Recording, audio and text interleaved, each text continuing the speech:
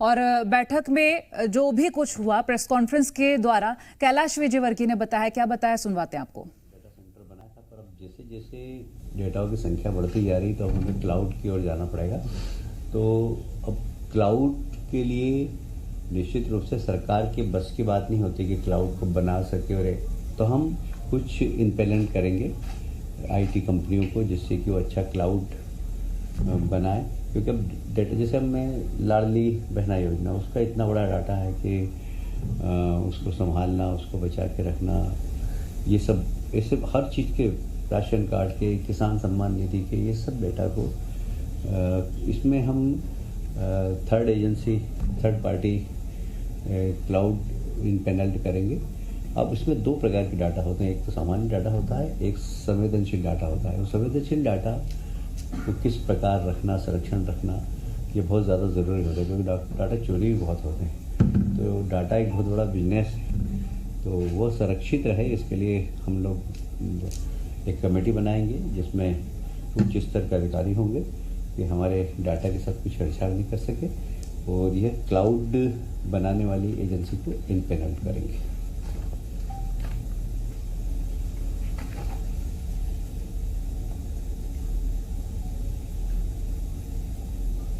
आप सभी जानते हैं कि प्रधानमंत्री जी का एक बहुत महत्वपूर्ण है कि एक व्यक्ति एक राशन कार्ड, और वह राशन कार्ड कहाँ पर भी जाए वो चले।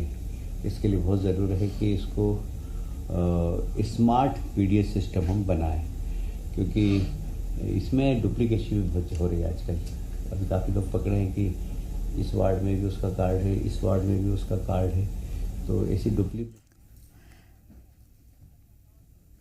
तो देखिए मोहन, कैबिनेट की बैठक खत्म हो चुकी है, कई अहम प्रस्तावों पर मुहर भी लगी है और महत्वपूर्ण विषयों पर चर्चा हुई है।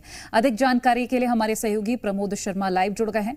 प्रमोद, कैबिनेट की बैठक खत्म हो गई है, बताया जा रहा है कि ये अहम प्रस्तावों पर मुहर लगी है। कौन कौन से ऐसे प्रस्ताव रहे हैं और किन विषयों पर चर्चा रही है?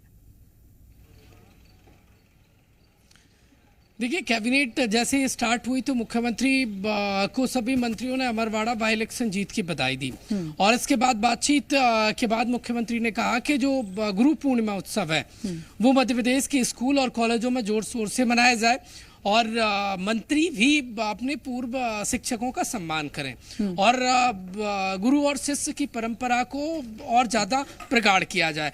कैबिनेट में आज बहुत इंपॉर्टेंट जो एजेंडे हैं वो उनको हरी झंडी मिली है। निजी सुरक्षा अधिनियम के तहत जो सुरक्षा एजेंसियां हैं निजी, जो कैश का परिवहन करती है, उनको लेकर जो प्रस्ताव था गृह विभाग का, उसको हरी झंडी मिल गई है। और इसके अलावा जो बैकलॉग के पद हैं 17,000, उन पदों पर 7,000 पद भरे जाएंगे, और इसके अलावा 10,000 पदों पर सीधी भर्ती होगी। योग्य उम्मीदवारों की भर्ती होगी, साल भर में ये 17,000 पद भरे जाएंगे। और इसके अलावा जल गंगा अभियान के तहत प्रदेश की सभी वाटर बॉडी को मजबूत करने का काम किया जाएगा। और इसके अलावा मध्य प्रदेश से जुड़े जो किसान हैं उनके लिए राहत भरी और अच्छी खबर है, क्योंकि जो सहकारी बैंकों का जो कर्जा है उसे चुकाने की 1 महीने की म्याद सरकार ने बढ़ा दी है। किसानों पर कोई अतिरिक्त बोझ नहीं आएगा।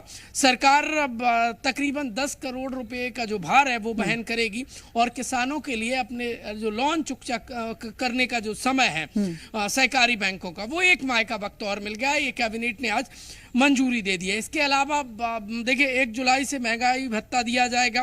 रिटायर्ड कर्मचारियों का ये जो महंगाई भत्ता है वो मिलेगा।